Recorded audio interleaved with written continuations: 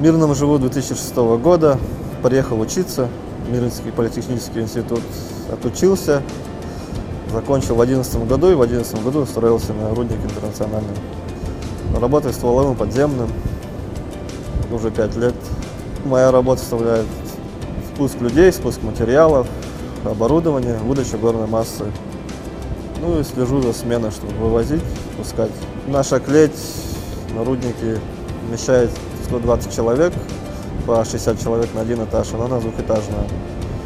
Ну, спускаем смену как двумя этажами по горизонту. Ну, самая многочисленная смена — это вторая смена, с 6 утра, которая... Ну, там больше 100 человек спускается. Потому что там и ТРы, и рабочие. Когда люди едут на работу, обычно шутят, обсуждают рабочие планы. Ну, кто как отдохнул. Можно узнать все новости, которые за выходные произошли.